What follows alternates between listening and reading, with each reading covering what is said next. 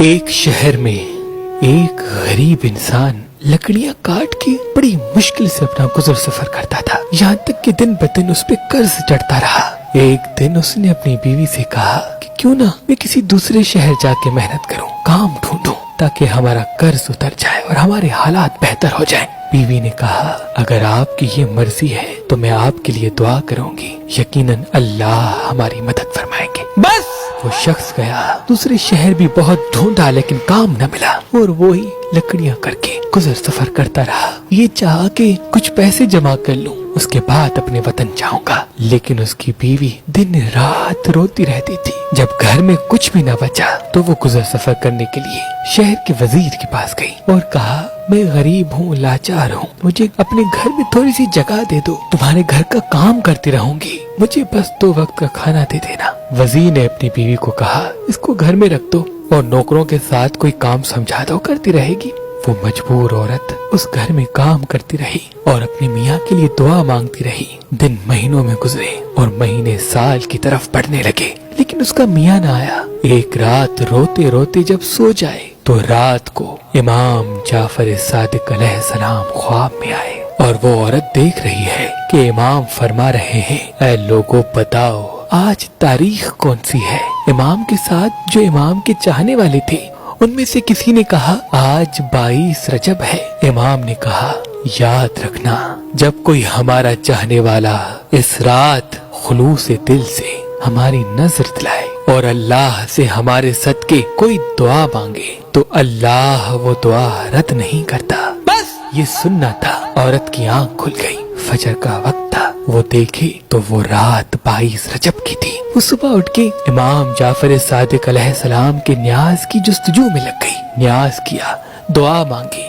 یہ عمل چل ہی رہا تھا، وہ نیاز بانٹ ہی رہی تھی کہ وہاں دور جو بے وطن اس کا میاں تھا وہ لکڑیاں کر رہا تھا۔ لکڑیاں کرتے کرتے ایک مرتبہ کلہاڑی جب درخت کو مارے تو جیسے ہی درخت گرا اس کی جڑوں میں ایک خزانہ چھپا ہوا تھا۔ وہ خزانہ دیکھ کے خوش ہونے لگا اور اللہ کا شکر کر کے خزانہ لے کے اپنے گھر واپس آ گیا۔ اپنی بیوی کو لے کے ایک شاندار محل بنایا اور دونوں خوش رہنے لگے۔ پھر بیوی نے میاں کو بتایا کہ یہ جو کرم ہوا ہے یہ امام جعفر صادق علیہ السلام کا صدقہ ہے۔ امام میرے خواب میں آئے تھے، انہوں نے کہا تھا کہ اس رات تم نیاز کر کے اللہ سے ہمارے صدقے دعا مانگو، تمہارے حالات بدل جائیں گے۔ وہ دونوں میاں بیوی ہر سال اس دن کو امام جعفر صادق علیہ السلام کا نیاز کرتے تھے۔ ایک دن وزیر کی بیوی چھت پہ گئی، دور سے دیکھا ایک بڑا عالیشان گھر نظر آیا۔ اپنی کنیزوں سے پوچھا یہ گھر اتنا بڑا اور شاندار بنا ہے کس کا ہے؟ کنیزوں میں سے ایک کنیز نے کہا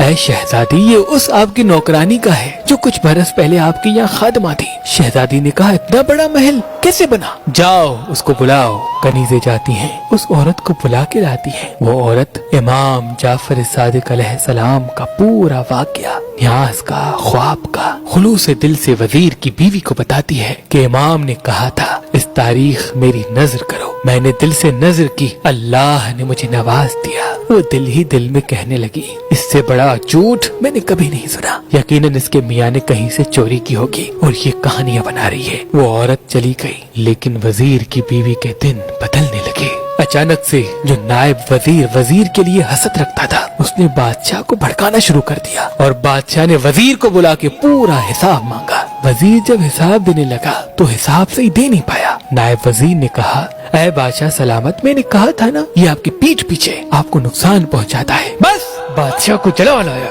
بادشاہ نے اس وزیر کو نکال دیا اور کہا اب تم حکومت کے محل میں نہیں رہو گے، جاؤ اپنے لیے کوئی اور کام ڈھونڈو۔ وہ وزیر اپنی بیوی کو لے کے شہر سے باہر جا ہی رہا تھا، راستے میں دونوں کو بھوک لگی۔ انہوں نے تربوز خریدا، تربوز اپنے رومال میں بند کر دیا، چاہا کہ کسی ساحل کنارے جا کے کھائیں گے، اور وہاں بادشاہ کا بیٹا جو شکار پہ گیا تھا وہ صبح سے شام تک گھر نہ پہنچا۔ نائب وزیر نے کہا بادشاہ سلامت، مجھے لگتا ہے کہ اس وزیر کو آپ نے نکالا، اس نے کہیں شہزادے کو کوئی نقصان تو نہیں پہنچایا۔ بادشاہ کو غصہ آیا، بادشاہ نے اپنے سپاہیوں کو بھیجا کہ جاؤ دیکھو اس وزیر کو پکڑ کے آؤ، اگر اس نے میرے بیٹے کو نقصان پہنچایا ہے تو میں اسے نہیں چھوڑوں گا۔ بس सिपाही जब उस वजीर के पास आए, पूछा कि शहजादा कहाँ है। उसने कहा मुझे क्या मालूम। बस उस वजीर और उसकी बीवी को बादशाह की खिदमत में पेश किया। बादशाह ने कहा ये रुमाल में क्या बांधा हुआ है। उसने कहा तरबूज है। बादशाह ने कहा खोलो। जैसे ही उसको खोला गया तो उसमें शहजादे का सर था। बादशाह की आंखों में खून उतर आया। बादशाह ने कहा इस वजीर और उसकी बीवी को कैद करो,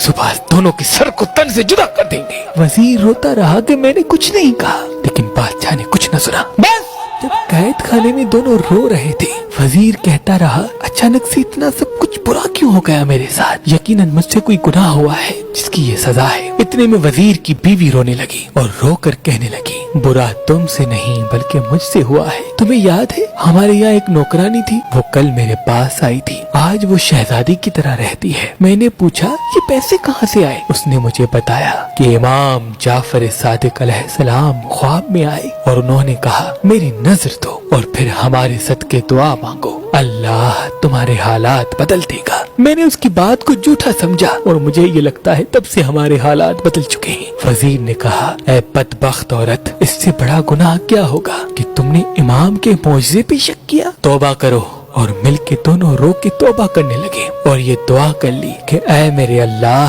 अगर हमको कैद से रिहाई मिली तो हम हर 22 रजब को इमाम जाफर सादिक का न्याज करेंगे। बस ये दुआ मांग के रो रो के सो गए। सुबह का सूरज तुलू हुआ। शहजादा घूमता फिरता अपने महल आ पहुंचा। बादशाह शहजादे को देख के हैरान हो गया कि तुम कहाँ थे। शहजादा कहने लगा मैं तो शिकार पे था। बादशाह हैरत से पूछने लगा फिर ये सर किसका था। जाओ वजीर और उसकी बीवी को बुलाओ। वजीर और उसकी बीवी आए। उन्होंने पूरा वाकया बादशाह को सुनाया। बादशाह ने इमाम जाफर सादिक अलैहिस्सलाम का नाम सुना और उन्होंने भी कहा आज से हर 22 रजब को जहाँ जहाँ मेरी सल्तनत है वहाँ इमाम जाफर सादिक अलैहिस्सलाम का न्याज किया जाएगा। और वजीर को अपने ओहदे पे कायम कर दिया और उस नायब वजीर को अपनी सल्तनत से निकाल दिया।